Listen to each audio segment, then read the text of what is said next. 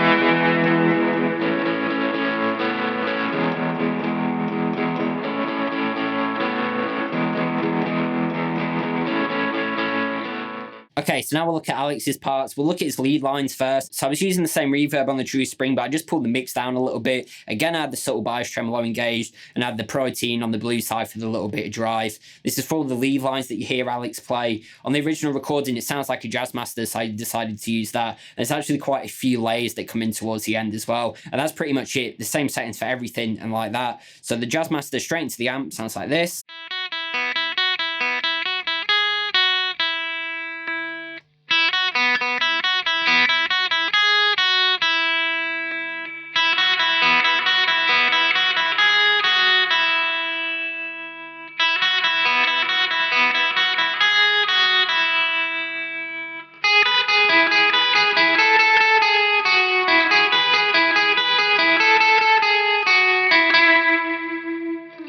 So there you go, you can hear what each pedal is doing to our bass tone. Really simple parts, and we have the main lead line that's played throughout the whole thing. Then when we get to the outro, another lead line comes in playing a very similar riff to the first, and then there's a little higher up part that comes in as well. So I pull out the main lead line first, and then the two extra lead lines. We have the same settings on everything for all of that. So just bearing in mind, we're using the Browne protein for a little bit of drive, and then going into the true spring, we have the subtle tremolo engaged, and you'll see the settings of the reverb on screen as well.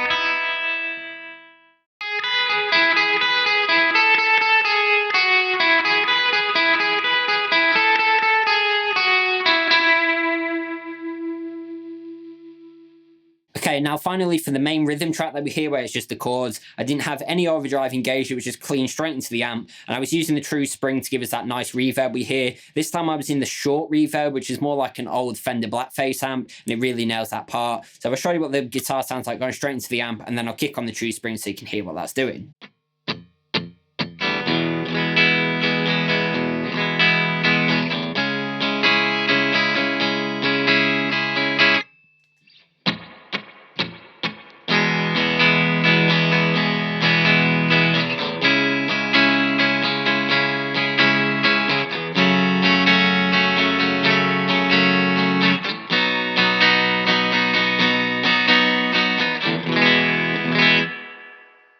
So there you go, you can see what the true spring's doing. It's giving us that nice vintage Fender spring reverb sound. So I'll pull that main rhythm track now isolated from the intro song, and you'll see the settings of the true spring on screen as well.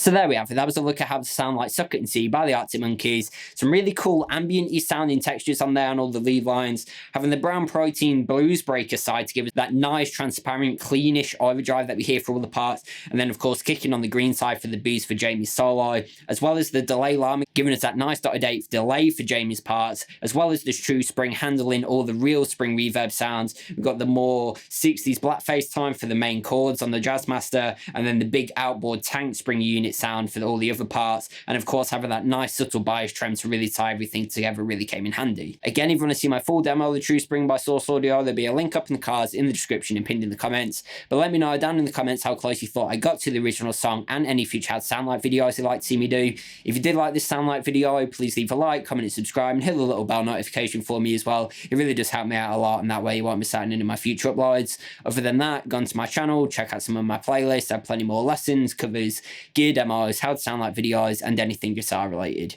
As always, I've been Harry, and thanks for watching.